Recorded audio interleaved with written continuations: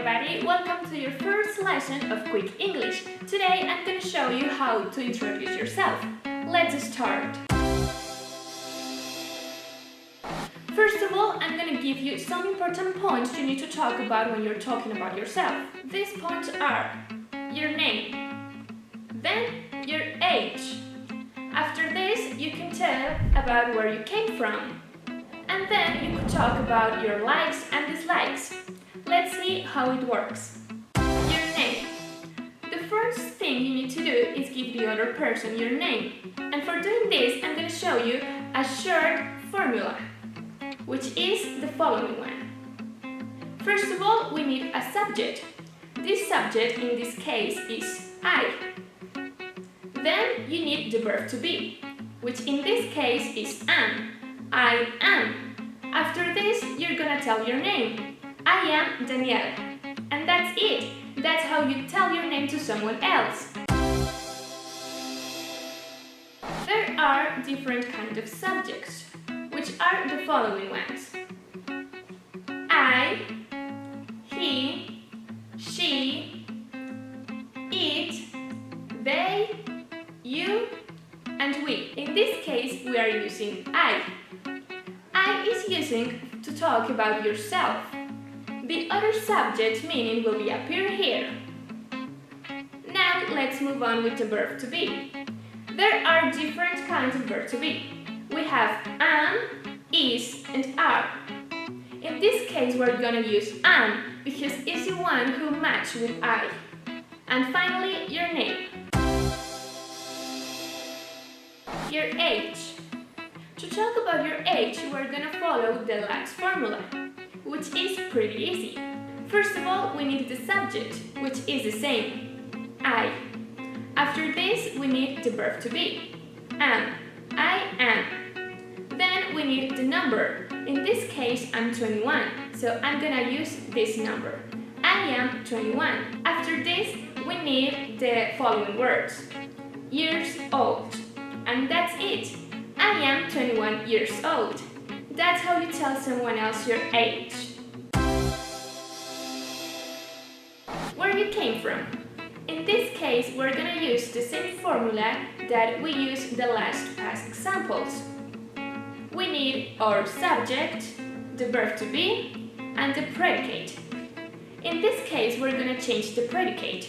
We have the subject, I, then the verb to be, am, and the predicate will be the name of your hometown. I'm from Mexico City, so that's what we're gonna use.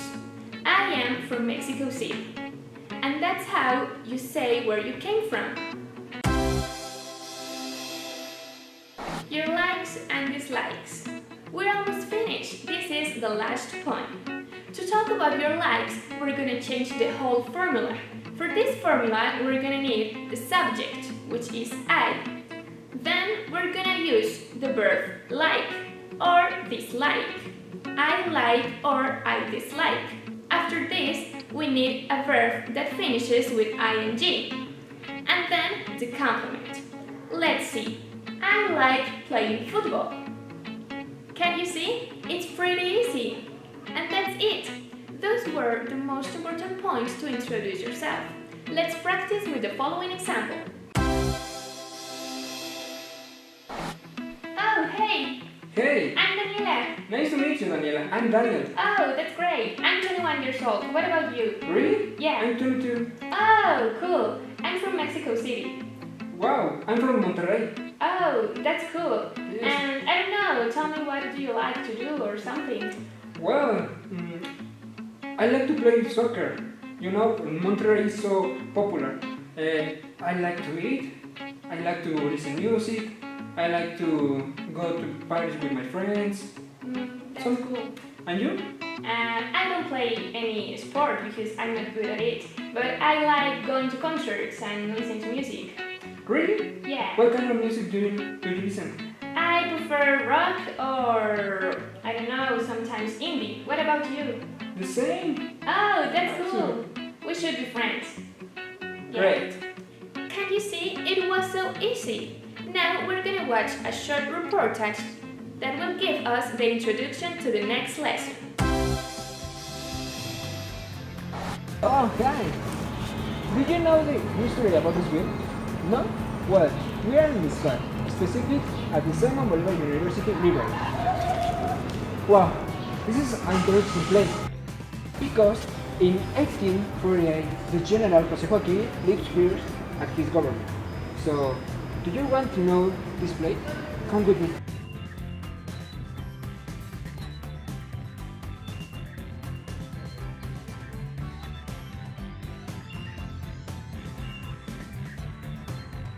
In this place, there is a study room. But before, there was the living room and the kitchen.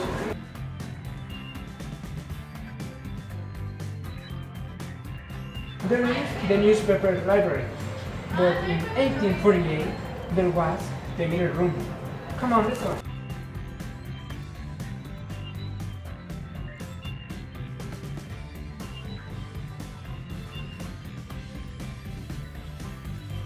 This is how it looks inside. There are 2 tables and a lot of computers and chairs. Also, you can go for a book.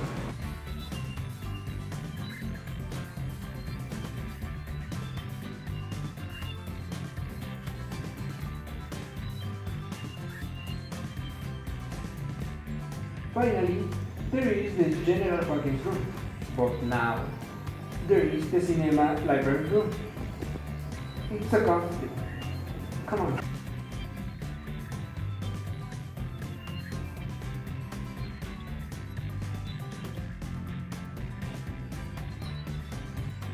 Also, there is a little bit garden inside.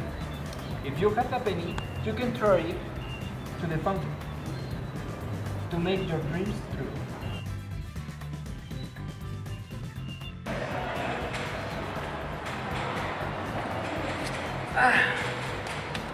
Well, this is everything. But now, do you know a little bit more about this important library? Thank you.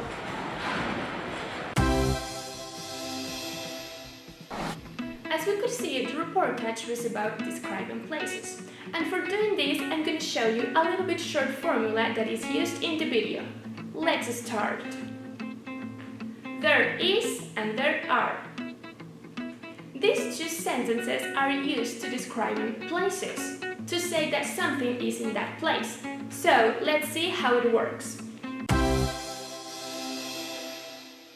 In both cases, the 2 sentences meaning the same. The only difference here is that there is used when you are talking in singular and there are when you are talking in plural. Let's see an example. There is a table. As we can see, we're talking about just 1 table. But if we want to talk about more tables, we should say there are 3 tables. Let's see the structure of this sentence. To start describing places, first you need the word there. After this, you're gonna add the verb to be, which can be is or are. As we said before, it would depend if you are talking in plural or in singular. And after this, you're just gonna add the complement. There is a chair, or there are 2 chairs. Now let's see how this structure is used in the reportage. In this place, there is a study room. There are 2 tables and a lot of computers and chairs. That was the structure to describe places in affirmative. But now, if you want to say something negative about a place or something that is missing, you're just gonna add not before the verb to be. Let's see how. There is not a table. That means that in this place is missing a table. And the structure is the same in plural. There are not 2 tables. On the other hand, we have the contractions, which means the same. If you don't want to say there is, you can contract it to there's. There apostrophe is, which is the short version of there is. Unfortunately, in there are, there is no contraction. Now, if you want to know something about a place, you can ask a question. To make a question with there is, we're gonna just change the order of the words. Let's see how. To ask a question, we're gonna start with the verb to be, followed by the word there, and finally the complement. Let's see. Is there any chair in the room? And if you want to, you can answer the question with the structure that we used before. No, there is no chair in the room. Could you see? It was so easy. Now you know how to introduce yourself and describe places and next something about this place. And that was everything for today. Please say goodbye to the production team. Come here. Come here, come here. Bye. Bye. Thanks for watching. See you next lesson.